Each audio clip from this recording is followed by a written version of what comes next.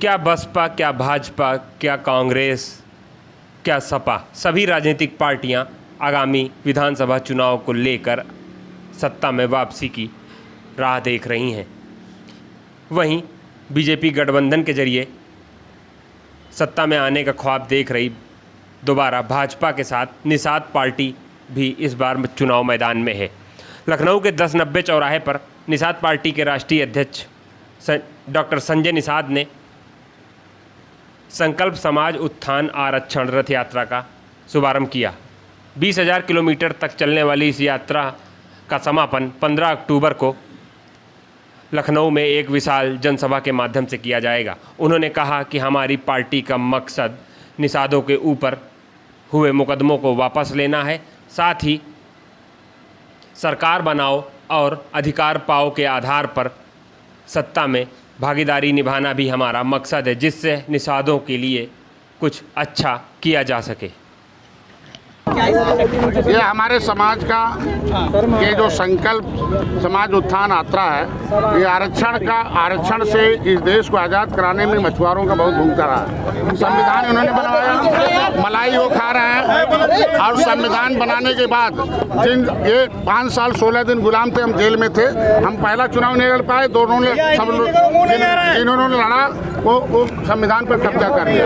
आज तरह तरह का षड्यंत्र हो रहा है, हमारे खिलाफ हो रहा। मैं एक गरीब का बेटा हूँ, गरीब की माँ के कोख से पैदा हुआ हूँ और इन गरीबों के दर्द को जानने के लिए पैदा हुआ हूँ। आज उनके पास जा रहा हूँ। ये हमारे पार्टी के लोग 2022 में सत्ता में आएंगे, विधानसभा में जाएंगे, इन्हें वो दर्द दिखाने के लिए जा रहा हूँ कि 70 साल से कितने लोग, हमारे लोग कपड़े नहीं है, उनके पास खाना नहीं है, 1 जून की रोटी नहीं है, उनके पास शिक्षा नहीं है, उसके लिए कोई भी षड्यंत्रकारी काम नहीं कर रहा है। एसी में बैठकर हमें बदनाम कर रहे हैं। उनका ये जवाब है कि कैसे हम 2022 में सत्ता लेकर इन गरीबों का हक हिस्सा कैसे लिखा जाएगा और कैसे दिया जाएगा। निषाद पार्टी निर्बलों की पार्टी है, एक बिरादरी की पार्टी नहीं है। सारे जातियों का समर्थन मिल रहा है और उस समर्थन से जिसकी 70 साल से जो लूट खा रहे थे, जो इनके नौकरी पर, इनके हक हिस्से पर, इनके रोजी रोटी पर डाका डाले थे, वो सारे लोग षड्यंत्रकारियों का पर्दाफाश हो रहा है। ये जनता है, ये भाड़े का नहीं है। ये जो है अखाड़े के पहलवान हैं, ये विज्ञापन वाले नहीं है, ज्ञापन वाले हैं। ये आज के दिन में हम लोग जमीन पर उतर रहे हैं। ये गांव में जाएंगे, सोएंगे उनके साथ,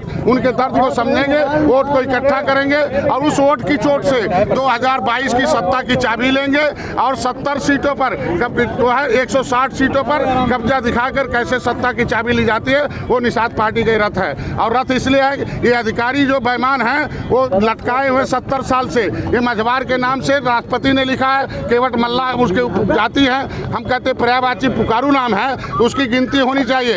इन 70 लाख थे 1961 में, इन्हें 3000 बना दिया। ऐसे अधिकारी अपनी कमियों को छुपाने के लिए सरकार को गुमराह कर रहे हैं। मैं इसीलिए निकला हूं कि इनका आरक्षण, जिसकी वकालत कर रहा हूं दिल्ली से लेके लखनऊ से लेके, हम वकील हैं, लेकिन वकील हमारा वोटर है, मेरे समाज के लोग हैं। मैं उनको बताने जा रहा हूं कि देखो तुम्हारी मैं कितना वकालत कर रहा हूं, हमें 2022 में साथ दे दो और 2022 में उत्तर प्रदेश की गद्दी पर आने के बाद जितनी जातियां जिसके साथ नाइंसाफी हुई है, जो भी गांव में गरीब है, उनका हिस्सा लिखने का काम करेंगे।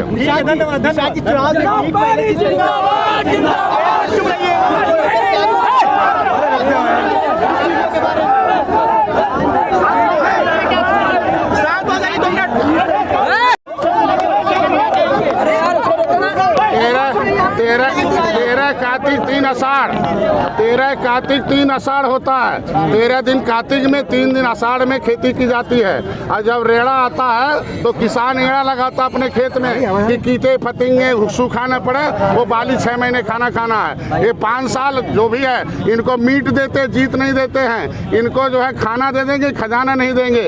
इनको सचिवालय में जगह नहीं देंगे, सचिवालय में कानून नहीं बनाएंगे, शौचालय देंगे। 70 साल से इन्हें ठगा गया है, सबने इन्हें ठगा है।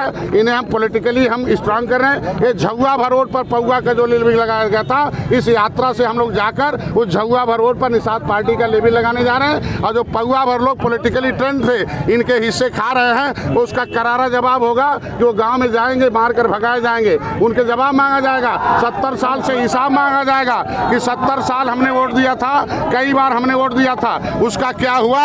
सबने वादा किया था आरक्षण का, सपा ने किया, बसपा ने किया, कांग्रेस ने किया, किसी ने फाइल गायब करा दिया, किसी ने।